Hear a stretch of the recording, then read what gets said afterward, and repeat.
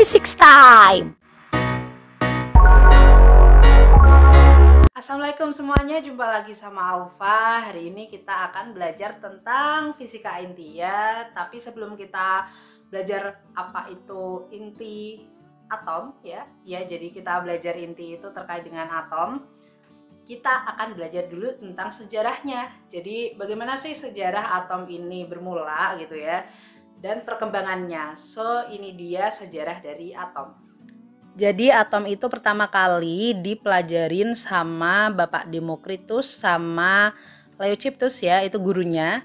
Tapi lebih yang ngembangin tentang atom itu si Demokritusnya pada abad keempat sebelum Masehi.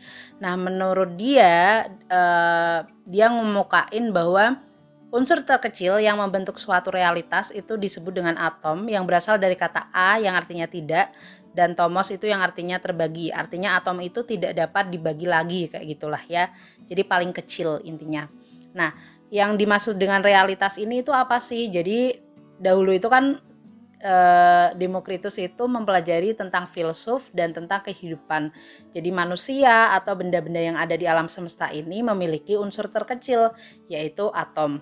Tapi pada era ini belum ada model atom yang dibentuk. So kita akan mulai sejarah model atom dibentuk ya. Jadi bagaimana sih sejarahnya?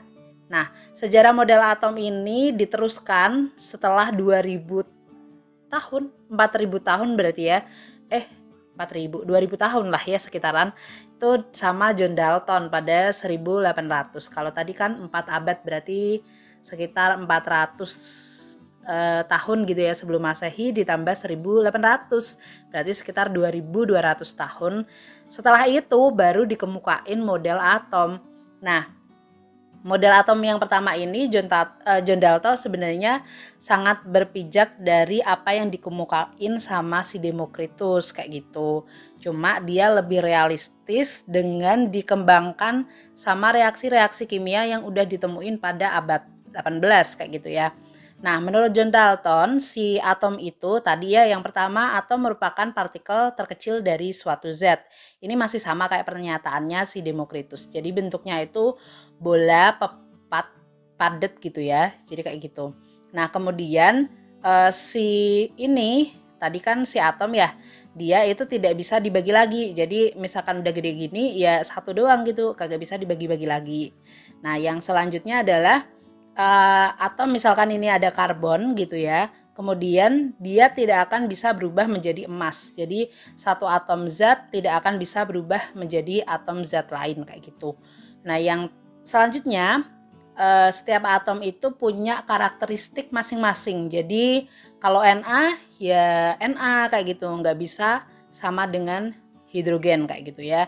Atau misalkan akankah sama dengan aluminium, ya nggak bisa sama kayak gitu. Jadi dia punya bentuk masing-masing.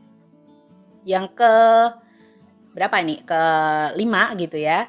Nah, si hidrogen gitu ya, itu tidak akan sama sifatnya dengan yang unsur lainnya kayak gitu. Misalkan ini hidrogen sama Na, tidak mungkin sama persis. Pasti ada yang beda.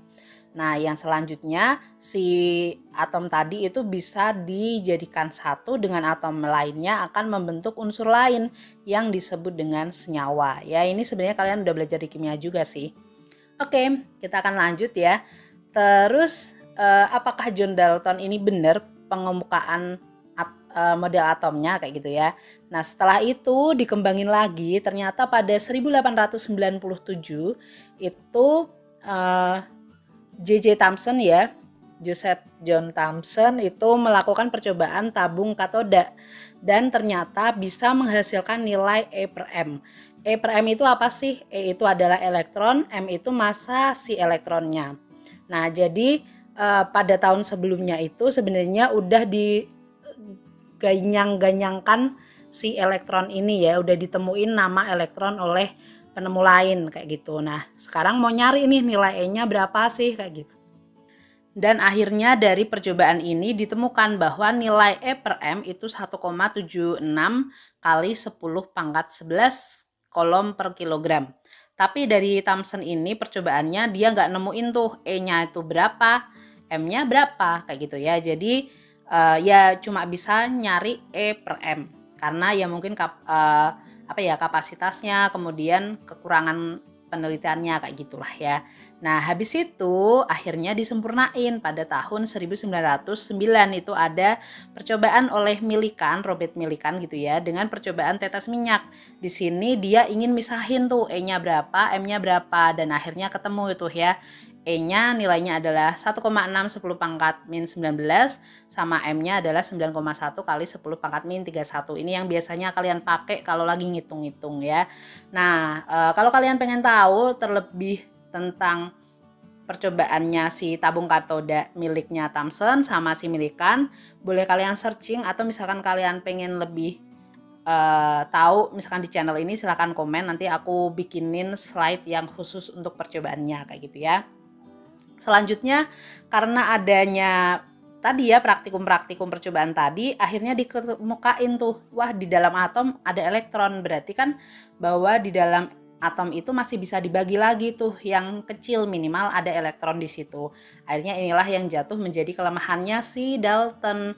Nah, si Dalton yang pertama yaitu tadi kan dia itu tidak bisa membandingkan antara atom sama molekul. Jadi cuma adanya atom sama senyawa doang ya. Senyawa itu terdiri dari atom.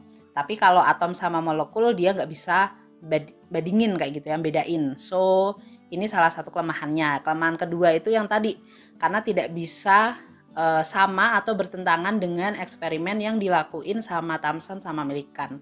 Akhirnya model atom ini gugur deh. Nah, setelah gugur diganti sama si Thomson ya. Ingat Thomson tadi ngelakuin penelitian tahun 1897 ya. Nah, tapi dia mengemukakan modelnya itu tahun 1904. Ini artinya masih ada gap. Dia itu masih neliti model atom yang bagus tuh benarnya mana sih kayak gitu ya. Nah, akhirnya dia ngemukain model kayak gini nih ya. Satu ya, atom merupakan bola yang mempunyai muatan positif dan terbagi merata ke seluruh isi atom kayak gitu ya. Nah, kemudian yang kedua, karena tadi ada elektron, dia nemuin elektron kan ya. Nah, elektron itu tersebar di antara muatannya. Kalau kita bentuk ya, J.J. Thomson itu bilang kayak plum kayak gitulah ya. Apa sih? Nah, inilah pokoknya. Jadi ini yang warna biru ini positif, itu satu bulatan, terus di atas-atasnya tuh tersebar elektron kayak gitu. Atau kalau di Indonesia kita bisa nyebut kayak model onde-onde kayak gitulah. Jadi si dalamnya ketannya itu yang positif, kemudian wijennya itu yang negatif kayak gitu. Nah, apakah sudah benar gitu ya? Maka kita harus melihat dulu konsekuensi kalau misalkan si atom yang tadi punya Thomson kita tembakin sama suatu partikel gitu ya. Jadi kita tembak partikel yang kuat kayak gimana gitu ya. Ternyata kalau dia misalkan nih, tadi kan bentuknya bola. Kalau bolanya sangat keras bagaimana? Kalau bolanya lunak gimana? Nah, menurut pemikiran kalau bolanya sangat keras maka otomatis partikel alfanya akan terpantulkan. Kenapa? Karena si positifnya kan sangat kuat ya. Alfa itu positif tambah positif dia akan tolak-menolak kayak gitu. Nah, tapi kalau dia bentuknya lunak gimana? Maka dia akan diteruskan full ya gitu ya. Kalau ini dipantulkan sempurna, kalau ini diteruskan sempurna. Kenapa? Karena yang ya lunak gitu ya, mudah ditembus intinya kayak gitu. Nah, ini salah satu juga yang mengakibatkan lemah kayak gitu ya. Karena pada 1910 itu diadain percobaan oleh Rutherford sama anak-anaknya, bukan anak-anaknya sih, sama asistennya. Jadi Rutherford itu kayak dosen di kampus, terus sama asistennya Geiger sama Mas Redden gitu ya, melakukan percobaan lempeng emas. Jadi dia nembakin lempeng emas sama partikel alfa kayak gitu. Ternyata hasilnya bagaimana? Wow, ternyata tidak dipantulkan sempurna dan juga tidak diteruskan sempurna. Tapi ada yang dipantulin sama diterusin. Artinya apa? Bahwa model si Thomson tadi itu bertentangan sama praktikum yang diadain sama Rutherford. So akhirnya gugur deh si modelnya dengan kelemahannya yaitu yang dia bertentangan sama percobaannya gitu deh. Oke, nah kita akan lanjut ke modelnya si Rutherford ya. Jadi tadi itu kan 1910 neliti. Nah, 1911 akhirnya Rutherford mengemukakan tentang si model atom menurutnya kayak gitu ya. Nah, menurutnya, tapi kita lihat dulu ya analisisnya. Yang pertama adalah tadi ada buletan ya, ini si atomnya. Kemudian misalkan ada partikel alfa, kita tembakin, ternyata ada yang bablas gitu ya. Terus kemudian ternyata ada yang belok gitu ya. Nah, daripada yang belok ternyata yang bablas itu lebih banyak gitu ya. So, artinya pertama ciri-cirinya yaitu sebagian besar ruang atom itu dia kosong karena semuanya hampir sebagian besar itu diterusin. Nah, habis itu di sini kan ada yang belokin tuh. Kok bisa belok gitu ya? Nah, sangat sedikit partikel alfa yang dipantulkan. Artinya di dalam sini itu ada muatan yang muatannya itu ya mengandung setitik gitu ya massa atom di situ. Jadi massa atom terkonsentrasi pada volume yang sangat kecil kayak titik ya. Misalkan ini aku gambarin. Ya walaupun ini nggak titik sih ya. Anggap aja ini titik lah ya. Kemudian tadi aku udah bilang ya, karena dia bisa dipantulin berarti kan harusnya muatannya itu sama dengan partikel alfa gitu ya. Artinya partikelnya sejenis atau positif. Makanya inti itu bermuatan positif. Itu menurut Rutherford. Kemudian karena dia bermuatan positif, nah ini yang kita sebut dengan inti atom. Jadi inti atom itu nanti bermuatan positif. Sampai sekarang pun penemuannya juga hampir sama seperti itu. Jadi belum ada yang bertolak belakang. Jadi ini diterima sampai sekarang. Paling bedanya dikit-dikit lah ya. Nah, terus yang terakhir tadi kan penemuan dari si J.J. Thomson itu ada elektron. Nah, berarti Rutherford ini tidak boleh menghalangi atau membuang si elektron itu, tapi tetap ya ada elektron di situ. Nah, elektronnya tetap ada, tapi menurut Rutherford dia itu berputar mengelilingi inti. Kenapa? Karena ada gaya tarik kolom ya, tarik menarik kan plus min gitu kan ya. Nah, dia mengelilingi. Oke, sampai situ. Nah, apakah kelemahan model Rutherford? Nanti akan aku bahas di selanjutnya ya, video selanjutnya. Sekalian kalau dia lemah berarti kan pasti ada yang memperbaharuinya. Nah, siapa yang memperbaharuinya? So, stay tune terus di channel Aufa ya.